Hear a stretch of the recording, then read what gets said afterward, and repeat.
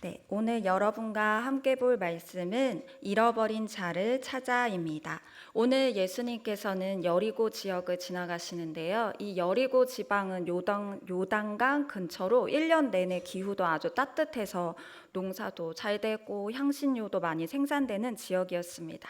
좋은 지역이었기 때문에 헤롯 대왕이 이곳에다가 겨울 궁전을 짓고 겨울에는 이곳에 와서 추위를 피했다고 합니다. 게다가 여기는 강을 중심으로 해서 교통의 요충지였기 때문에 무역도 활발하고 물자도 많고 유동인구도 많고 또 그만큼 통행료와 관세 등등 세금도 많이 나왔습니다. 세금이 많이 나오니까 세리도 이 지역에는 많이 있었습니다. 이곳에 누가 살고 있습니까? 누가복음 19장 2절 말씀을 함께 읽겠습니다. 삭개오라 이름하는 자가 있으니 세리장이요 또한 부자라. 이렇게 부자 지역이라고 할 수 있는 이곳에서 풍요로운 곳에서도 더 부자인 사람이 이 삭개오였죠. 이 사람이 부자일 수 있는 이유는 이 사람의 직업입니다. 세리장입니다. 지역사회에서 세금을 걷어서 로마에게 전달해주는 일을 이 세리들이 하는데 그냥 기존으로 정해진 세금 외에 자기들을 위한 세금을 몇 배로 불려서 걷어내기 때문에 아마 이스라엘 사람들은 로마 사람보다 어쩌면 세리들을 더 미워하고 한스럽게 여겼을 수도 있겠습니다. 자기 민족의 피를 빨아먹는 사람들이기 때문이죠. 이 세리들이 돈과 정치적으로는 일반 사람들보다 훨씬 큰 권력을 가지고 있지만 도덕적으로는 이방인, 계만도 못한 자, 하나님께 버림받은 자 같은 평가를 받고 있었습니다. 아마 이 지역에 있는 이스라엘 사람들이 아마 세금 좀 깎아주세요 라고 부탁할 때 빼고는 아마 세리들을 바라볼 때 따뜻한 눈으로 바라보는 사람은 아무도 없었을 것입니다. 세리들의 장인 이 삭개오를 볼 때도 마찬가지였을 것입니다. 이 지역을 이제 예수님이 지나가신다라는 소문이 났는데요. 예수님은 이미 너무나 많은 기적과 또 놀라운 말씀으로 유명해진 상태이기 때문에 많은 사람들이 구름대같이 벌떼같이 몰려들어서 예수님을 보려고 했습니다. 그런데 이 예수님이 지나가신다는 소식이 이 삭개오의 마음에도 굉장히 설렜던 것 같습니다. 그래서 자기도 한번 이 예수님을 보려고 나갔는데 우리도 다 알다시피 삭개오가 키가 작아서 보이지가 않는 거예요. 근데 삭개오가 이렇게 앞으로 나가서 비집고 나가려고 해도 아마 사람들이 삭개오가 미우니까 막 이렇게 어깨로 쳐서 삭개오가 못 나오게 했을 것 같아요. 그래서 삭개오가 막 이거를 그냥 포기할 만도 한데 어쩐 일인지 삭개오에게는 이 예수를 꼭 만나야겠다, 꼭 봐야겠다라는 열망이 있었던 것 같습니다. 그래서 예수님이 지나가는 그 동선을 파악해서 저쪽에 돌 무화과 나무가 있는데 저기에 올라가면 예수를 위에서 밑으로 이렇게 볼 수 있겠구나 싶었던 것 같아요. 그래서 앞서 질러가서 이 돌 무화과 나무로 올라갑니다. 왜 이렇게까지 예수님을 보려고 할까요? 사람들도 이 삭개오를 너무나 싫어하고 또 어른 체면에 또 그 나무 위로 올라간다는 게 보통 일이 아닌데 말입니다. 예수님은 도덕적으로 흠이 없는 이 이스라엘에서 명망이 높은 바리새인들을 혼내기도 하신 분인데 삭개오 같은 사람은 오히려 예수님을 더 피해야 되지 않을까요? 아니면 어떤 사람들은 예수님을 통해서 병이 나았다고 하는데 삭개오는 병도 없고 가난한 자도 아니고 돈도 많고 뭐 지금 뭐 딱히 문제가 있어 보이지 않는데 예수님한테 어떤 나에게 기적을 베풀어 주세요 하는 마음으로 예수님한테 가고 있는 것 같지는 않습니다. 예수님에 대한 소문은 너무나 많은데요. 예수님은 성경 말씀을 정말 기가 막히게 놀랍게 풀어주신다. 막 그 레위인 제사장 바리새인들하고는 좀 다르다. 병자를 고치신다. 뭐 귀신 들린 사람의 귀신을 쫓아내 주셨다. 뭐 어린아이를 막 어른들이 가까이 못하게 했는데 뭐 예수님은 어린아이까지 품어주신 따뜻한 분이더라. 이런 소문들도 많이 있었는데 아마 삭개오의 마음이 이렇게까지 예수님을 보고 싶었을 때에는 이런 여러 소문 중에서도 이 부분일 것 같습니다. 마태복음 11장 19절을 함께 읽겠습니다. 시작.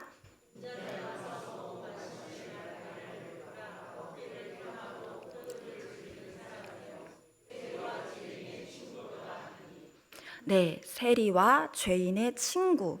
이 세리와 창녀, 뭐 이방인, 뭐 이런 사람들과도 예수님이 격이 없이 가까이 지내셨기 때문에 예수님도 그들과 같은 죄인이야. 약간 이런 비꼬는 식의 말로 예수님을 세리와 죄인의 친구라는 식으로 불려지고 있었습니다. 이로 비방하려는 사람들이요.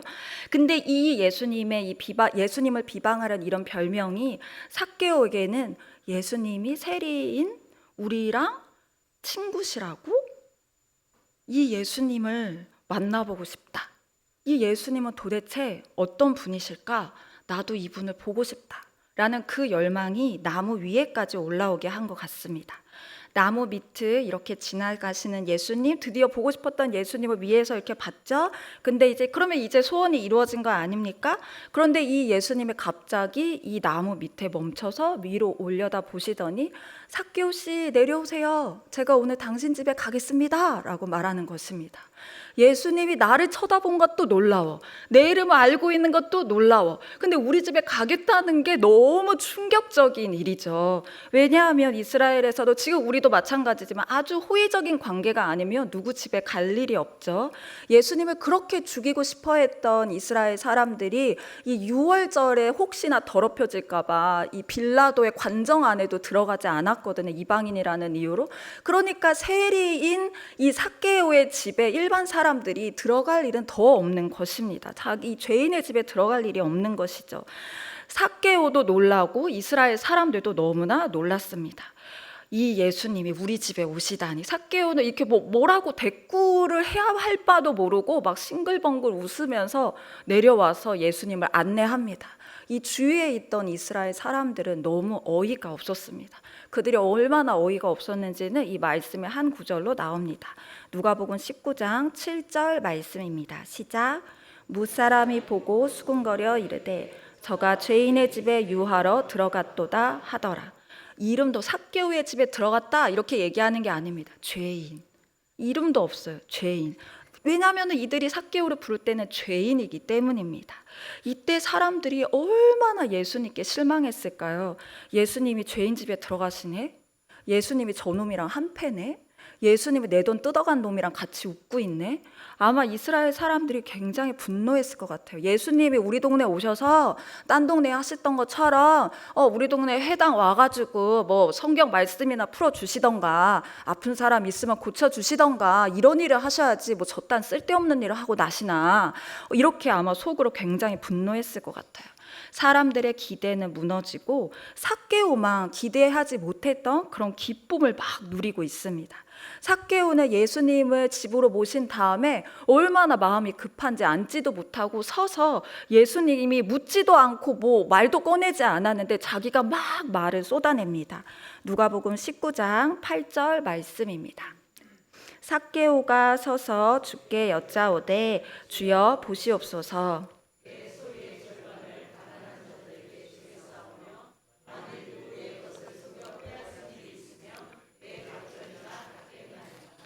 이게 무슨 말입니까? 돈을 뱉어내겠다라는 말이죠. 재산 절반을 가난한 사람에게 주고 내가 누구 돈 사기쳐서 막 이렇게 빼앗은 거 있으면 4배로 갚겠다라고 말하고 있는데요. 출애굽기 22장 1절과 4절의 말씀에 보면은 사람이 소나 양을 도둑질하여 잡거나 팔면은 소 한 마리는 소 5마리로 양 한 마리는 양 4마리로 갚아라. 근데 그 도둑질한 게 아직도 네 손에 있으면은 소든 낙이든 양이든 상관없이 2배로 갚아줘라 라는 말씀이 있습니다. 삭개오는 지금 자신이 저지른 이 인생의 오랜 기간 동안 저지른 일에 대해서 율법적으로 최대치로 제가 갚겠습니다 라고 말하고 있는 것입니다.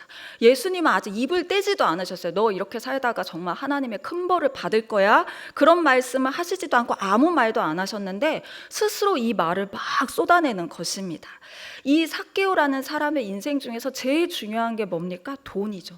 돈이 제일 중요하니까 세리로 살고 세금을 얼마나 잘 뽑아냈으면 세리 중에 출세해가지고 세리장까지 된 사람입니다. 사람들의 비난이나 양심의 가책, 개인의 명예 이런 것보다 돈으로 사는 내 인생의 풍요로움과 안정감, 안전함 이게 더 중요한 사람이었습니다.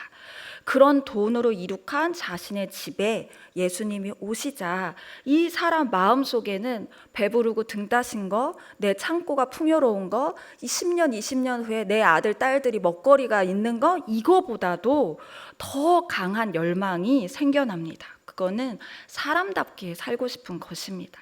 아마 이런 마음이 오늘 처음 생긴 것은 아닌 것 같습니다.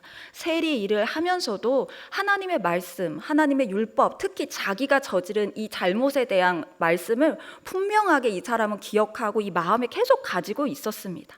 이 말씀에 계속 찔립니다. 이렇게 살면 안 된다는 것도 자기도 알고 있습니다.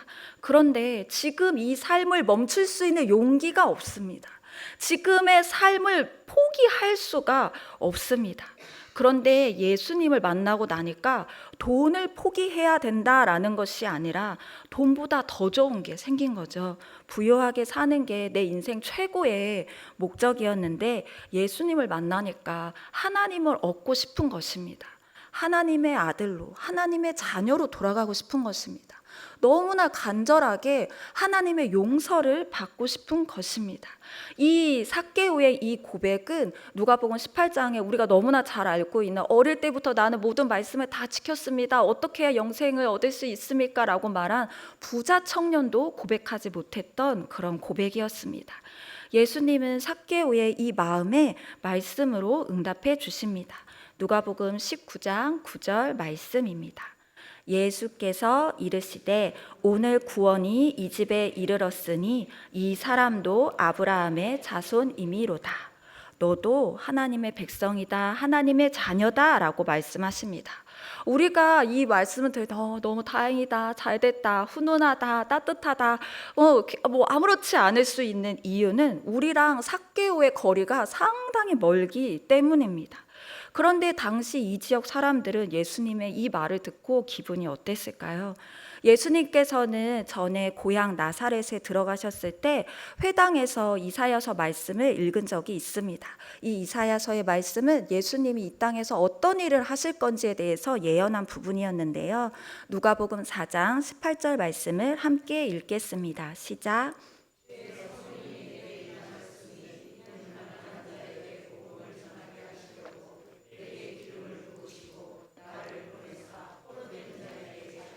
눈먼 자에게 다시 보게 함을 전파하며 눌린 자를 자유롭게 하고. 아멘. 이게 예수님이 하실 일이죠. 얼마나 좋습니까? 가난한 자에게 좋은 소식을, 포로된 자, 눌린 자에게 자유를, 눈먼 자에게 다시 보게 함을 선포하는, 주님의 은혜를 선포하는 너무너무 좋은 말씀이죠. 그리고 예수님이 진짜 여태까지 그런 일을 하신 것 같습니다. 과부와 어린이도 이렇게 가까이 해주시고 따뜻하게 대해주시고 38년 된 병자 치료해주시고 태어날 때부터 눈이 멀었던 사람도 치료해주시고 5명의 남편이 있고 지금도 1명의 남자가 있지만 메마른 마음을 가지고 살았던 이 수가성 여인의 마음도 주님께서 만져주셔서 새롭게 하시고 얼마나 그 말씀에 맞는 일들을 하셨습니까? 그런데 삭개오는 좀 상황이 다르죠. 삭개오는 이 땅에서 억압자의 역할을 하는 사람입니다. 다른 사람들을 세금으로 포로 삼고 강탈 삼고 짓누르는 사람이 이 삭개오 아닙니까? 여러분이 생각해, 여러분이 열심히 노력해서 번 돈에 가게에 큰 부담이 갈 정도로 세금으로 가져간다고 생각을 해보십시오. 해마다 이 세리들에게 이 돈을 내야 되는데 사람에게 그 돈을 내게 하기까지 이들이 수년 동안 얼마나 사람들을 겁주고 위협했겠습니까? 그리고 그 돈을 가지고 이들은 해외여행을 막 웃으면서 떠난다고 생각해 보세요. 여러분이 생각하기에 삭개오보다 너도 아브라함의 자손이다라고 말한 예수님이 더 밉지 않겠습니까? 예수님은 이런 우리에게 예수님이 이 땅에 오신 목적을 분명히 말씀하십니다. 누가복음 19장 10절 말씀입니다. 시작. 인자가 온 것은 잃어버린 자를 찾아 구원하려 함이니라.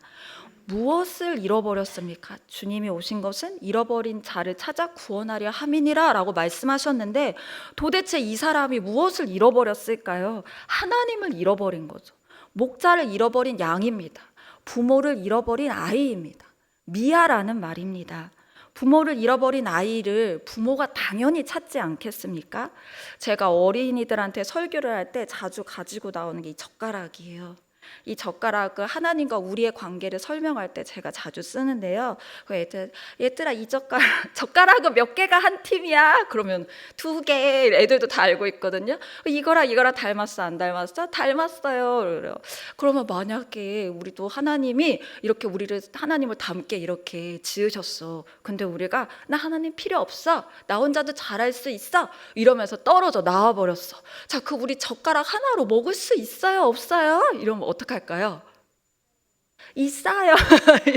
어떻게? 이렇게 찍으면 된다고 그래. 이렇게 찍어서 먹어. 포크처럼 찍어서 먹으면 돼요. 막 이래요. 그중에 이제 성격 있는 애들이 그러는 거죠.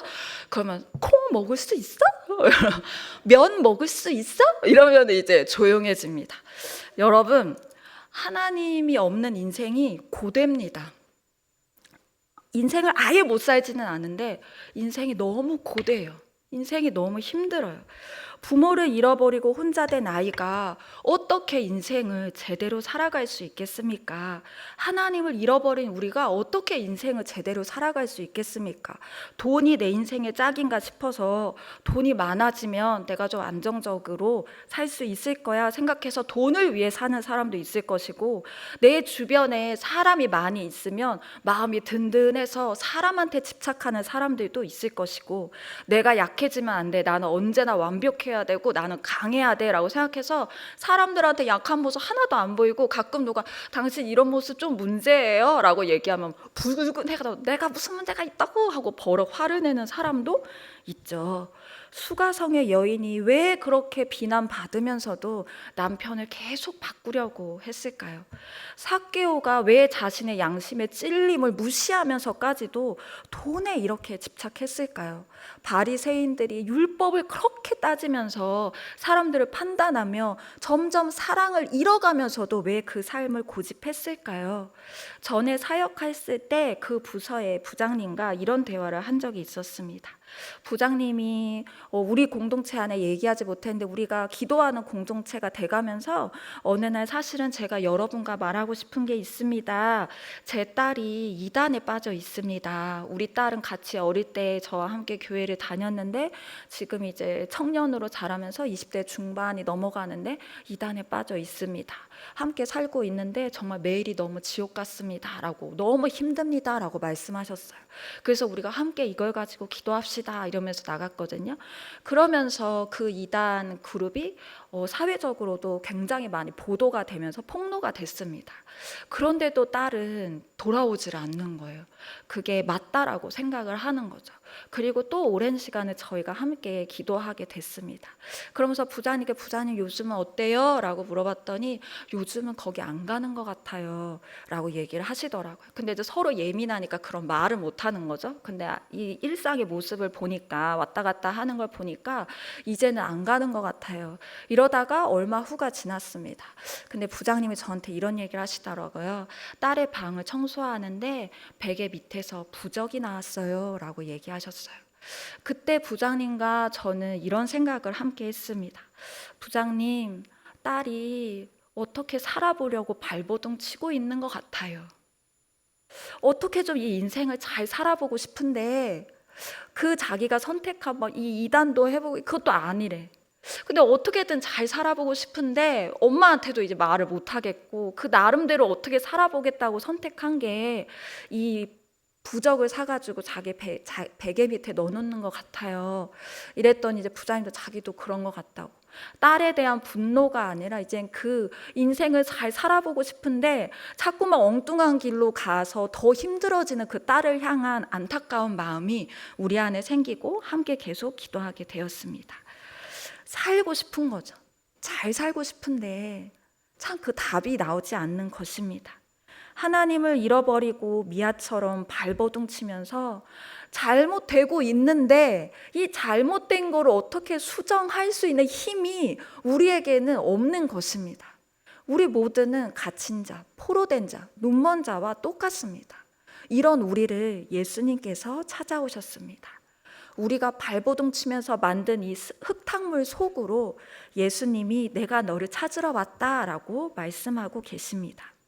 삭개오의 이름의 뜻은 순결함, 깨끗함이지만 사람들은 그를 이름으로 부르지 않고 죄인이라 불렀습니다. 왜냐하면 그는 깨끗함을 잃은 사람이기 때문입니다. 우리 역시 완전하고 그림자도 없으시게 완벽한 빛이신 거룩하신 하나님의 자녀라고 불리기에는 어울리지 않는 것 같습니다. 그것보다는 죄인, 그런 표현이 우리에게 더 납득이 가는 표현인 것 같습니다. 그런데 예수님은 주님의 보혈로 내 이름을, 내 존재를 다시 찾아주시려고 이 땅에 오셨습니다. 그리스도의 십자가의 보혈로 이곳에 구원이 이루어지게 하셨습니다. 지금 우리는 예수님으로 인해서 아브라함의 자손, 하나님의 자녀가 되었습니다. 그런데 이제 시작입니다. 삭개오의 이 고백과 예수님의 만남은 시작을 알리는 표현이지 이것이 결말은 아닙니다. 삭개오가 이 결단으로 주의 사람으로 살아가기 위해서는 예수님을 더 깊이, 더 자주 만나야만 합니다. 우리는 자주 첫사랑을 회복시켜 주세요 라는 고백을 할 때가 있는데요, 우리 마음이 식었다고 생각이 될 때. 근데 제 마음에는 첫사랑보다 내가 더 사랑하면 좋겠다, 첫사랑보다 더 깊은 사랑을 하면 정말 좋겠다. 그래서 저는 종종 주님께, 주님, 첫사랑보다 더 깊이 주님을 사랑할 수 있게 해주세요 라는 고백을 합니다. 우리가 이 한 주를 또 지낼 때, 여러분 식사 하루에 3번 하시죠? 그때 꼭 젓가락을 보면서 생각하세요. 나는 이제 혼자 발버둥 치는 인생 아니고 예수님과 짝이 된 사람이다. 이제 나는 예수님과 함께, 예수님이 하시는 일을 함께 이루어가는 사람이다. 이것을 꼭 기억하시고 주님과 동행하는 삶을 살아가기를 소원합니다. 기도하겠습니다. 사랑하는 우리의 주님, 감사합니다. 우리의 이 흙탕물 같은 인생 속에 찾아오셔서 우리를 인도하시고 우리의 이름을, 자녀의 자격을 찾아주심에 감사합니다. 이제 혼자 살지 않고 주님이 함께 계시니 우리의 하늘 아버지와 함께 이 인생 살아갈 수 있도록 우리를 붙잡아 주시옵소서. 감사드리며 살아계신 예수님의 이름으로 기도드렸습니다. 아멘. 우리 함께 그럼에도 불구하고 찬양하겠습니다.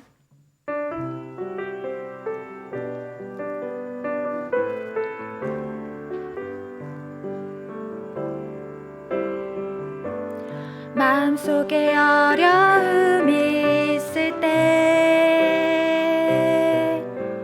마음속에 어려움이 있을 때, 마음속에 어려움이 있을 때 주님 내게 먼저 오사 내 마음을 만지고 주님 앞에 나올 수 없을 때, 주님 앞에 나올 수 없을 때, 주님 앞에 나올 수 없을 때 주님 날 먼저 안으시네. 그럼에도 불구하고 날 사랑하시는 내 하나님의 사랑은 나의 모든 걸 덮고, 그럼에도 불구하고 날 안아주시는 내 하나님을 부를 때 아버지라. 그럼에도 불구하고, 그럼에도 불구하고 날 사랑하시는 내 하나님의 사랑은 나의 모든 걸 덮고, 그럼에도 불구하고 날 안아주시는 내 하나님을 부를 때 아버지라 부르죠. 사랑하는 하나님 아버지, 우리와 함께 해주심에 감사합니다. 주님, 이 인생길을 주님과 더 깊이 사랑하며 살아가기를 원합니다. 주님, 우리의 마음을 만져주시고 우리의 발걸음과 우리의 결단이 주님으로 인하여서 힘을 얻을 수 있도록 주님 함께 해주세요. 감사드리며 오늘 이 시간에도 우리와 함께 계시며 우리가 돌아가는 발걸음에도 우리와 친밀한 동행하시는 주님을 찬양합니다. 감사드리며 예수님의 이름으로 기도드렸습니다. 아멘.